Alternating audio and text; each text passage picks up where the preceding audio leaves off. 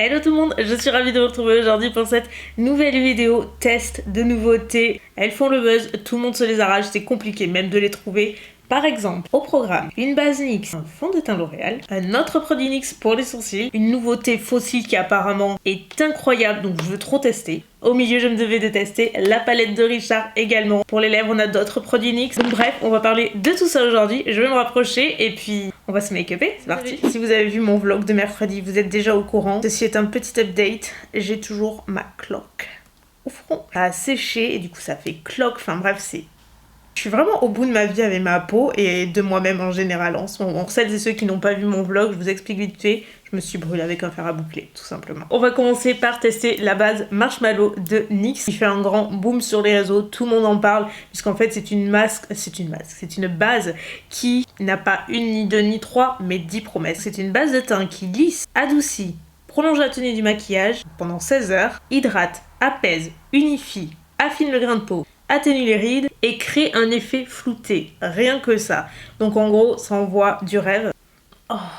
Oh mon dieu, ça sent trop bon. Ça a vraiment une texture, ouais, crème fouettée. C'est trop drôle. Je ne vois pas une différence de folie sur mon grain de peau. Sur l'aspect, ça affine le grain de peau, ça lisse le grain de peau.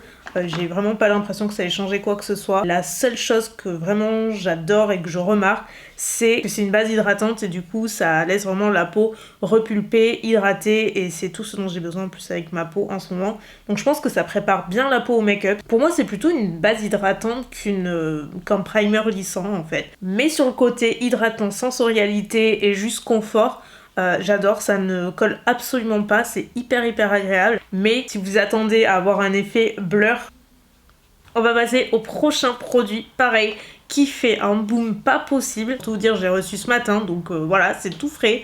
C'est le fond de teint Infaillible 24 heures Fresh Wear de L'Oréal. Il existe en liquide, c'est mon fond de teint préféré, je vous en ai déjà parlé. Il est sorti en poudre, qui apparemment est un gros succès sur TikTok, où il est censé donner une couvrance incroyable à votre teint, le tout en un seul passage, super tenu. En gros, il est censé avoir tous les bénéfices d'un fond de teint liquide, juste transformé en poudre, tout en étant naturel, imperceptible et surtout très longue tenue. Vous avez le fond de teint poudre en haut, vous avez la houppette en dessous. Moi, j'ai pris la teinte numéro 120.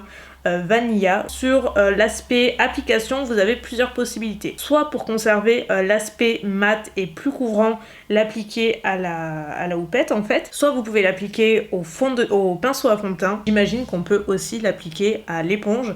Moi franchement, je suis hyper réticente à l'idée d'utiliser cette houppette parce que je suis pas trop fan de ce type de produit, mais ce que je me dis, c'est que ça peut valoir le coup de faire un côté avec la houppette et un côté avec le fond de teint peut-être, ou même l'éponge humidifiée. Je ne sais vraiment pas ce que ça va donner, on va voir. Là je me dis, au pire, de toute façon ma peau est préparée, elle est hydratée, donc prête à recevoir le make-up, ça peut se faire. J'ai juste peur que ça marque mes zones de sécheresse parce que forcément j'en ai quelques-unes. Oh là là, oh là là, oh là là. Ah là là, non, ça marque trop. Oh, non, non, non, non, non, non. Et pas du tout. Toute cette zone-là, c'est horrible.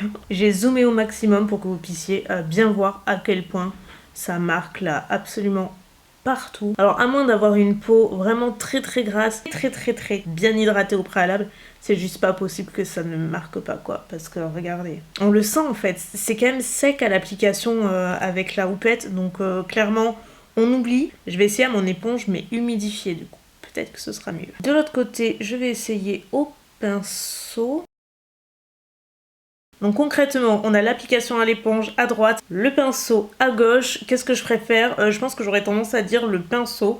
En définitive, ça ne laisse pas de traces et on arrive à avoir une couvrance assez modulable, même si je considère pas du tout la couvrance du fond de teint comme totale ou même moyenne. Pour moi, c'est légère à moyenne. Alors là, ce côté-là, c'est une catastrophe et j'arrive vraiment pas à récupérer cette zone-là. Ça ne marque pas. J'ai essayé à l'éponge qu'elle soit sèche, humidifiée. Le pinceau, il n'y a rien à faire. Le produit n'accroche pas sur ma peau à ce niveau là, c'est trop bizarre. Bon, vous voyez que par rapport à ma brûlure on voit bien que ça l'a camouflé néanmoins.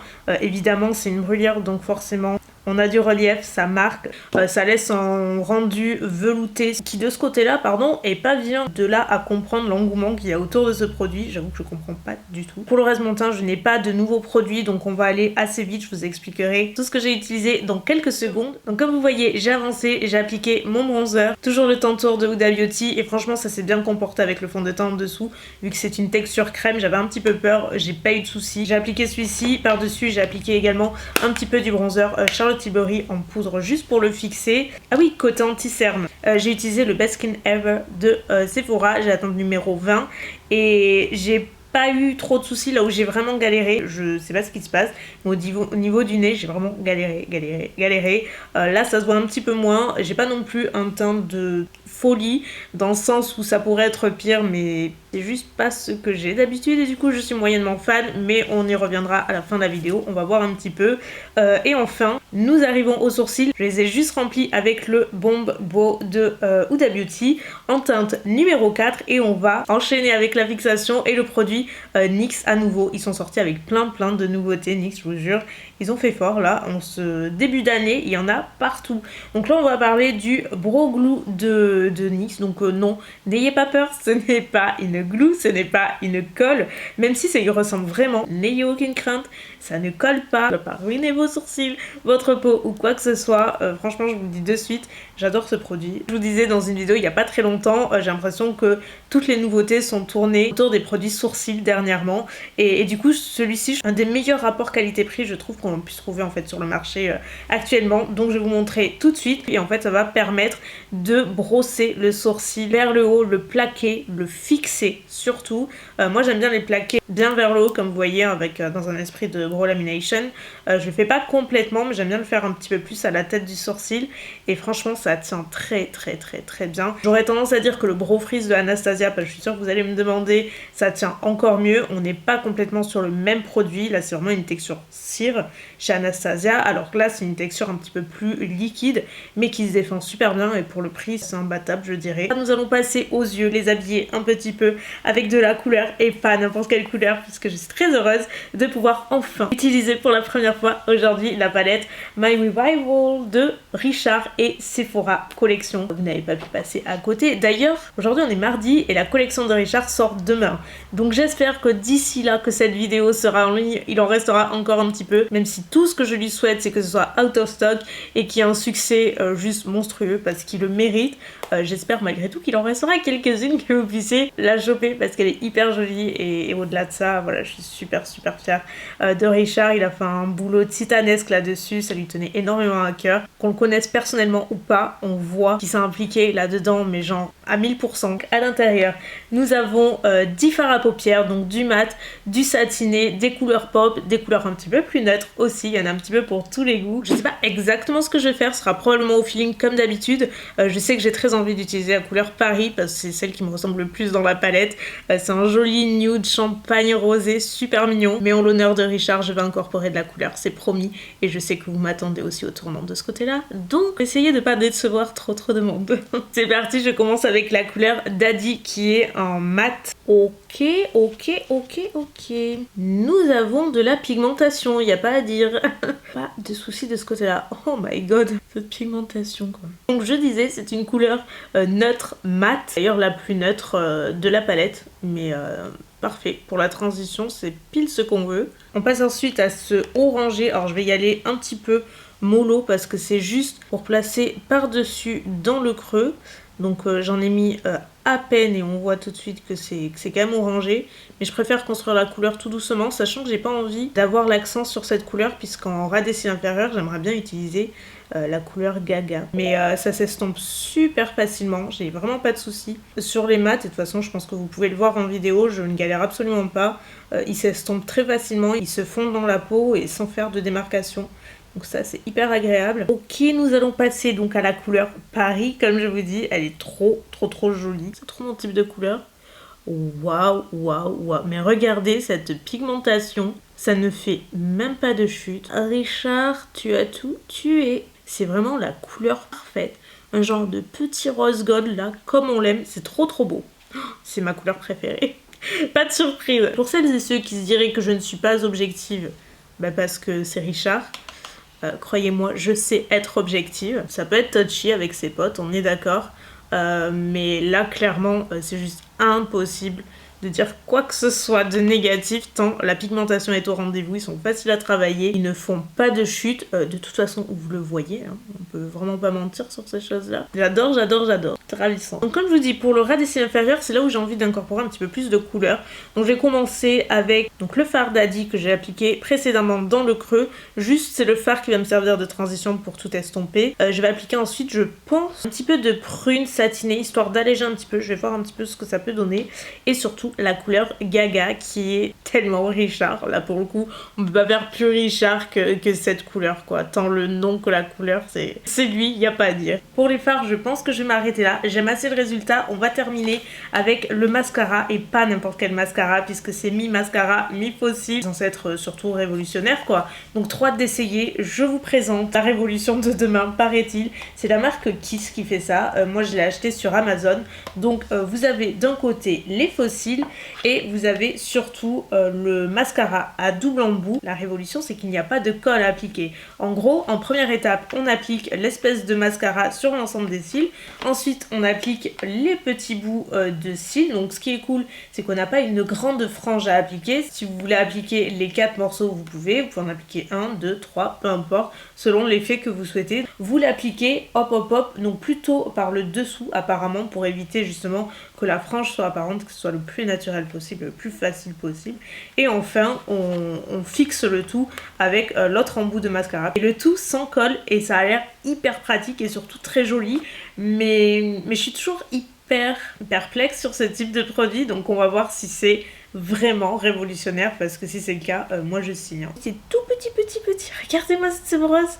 C'est minuscule. Donc je l'applique sur l'ensemble des cils, bien à la racine. On va prendre celui-ci, si j'y arrive. Parce que la marque a un applicateur, mais il faut l'acheter séparément. Donc moi j'ai celui-ci. Je sais pas d'où il vient d'ailleurs. Ah, ça colle avec les cils du bas en fait. Alors, donc visiblement, il faut les placer sur le dessous. Comme ça. C'est trop cool, ça marche. Attendez, non, attendez, fausse alerte. C'est moi, j'ai bugué, c'est ma faute. On va recommencer. Moi, je pense que je vais en placer 2. En tout cas, si ça marche. Oh my god, ça fonctionne. Franchement, vous en pensez quoi? Je suis choquée. Ça fait ultra naturel. Et c'est hyper facile à placer. Je pense que pour le coup, moi, mon applicateur, il est pas idéal. Je pense que c'est pas un mauvais investissement d'acheter celui de la marque. Franchement, je vais m'arrêter là. J'ai pas envie d'en appliquer davantage. Moi, c'est l'effet que j'aime bien. Et juste avant de faire la même chose de l'autre côté, je vais appliquer la dernière couche de l'autre côté, donc qui est censée justement enlever le résidu collant et sceller vos cils et le faux cil. Et c'est trop facile à mettre. Regardez ça. En 2 temps 3 mouvements, franchement c'est canon. Ah non mais je suis trop fan, c'est la révolution ce truc. Je termine juste avec les lèvres, je vous montre en close-up puisque là vous voyez j'ai déjà appliqué. C'est pareil, à nouveau chez NYX, je vous dis ils cartonnent en ce moment, c'est un truc de fou. Ils ont sorti les Shine Loud, je crois c'est ça. Donc ils ont une multitude de teintes. Moi il y en a 2 que j'utilise vraiment essentiellement, donc je les ai déjà utilisées. Là pour aujourd'hui c'est la teinte numéro 5. La particularité de ce produit c'est que c'est une laque à lèvres ultra résistante et surtout très longue tenue et sans transfert. Masque friendly, donc ça on aime, c'est super rare. Je peux vous dire que je l'ai mis au test avec le masque pour de longues heures avec différentes couleurs et ça fonctionne super bien.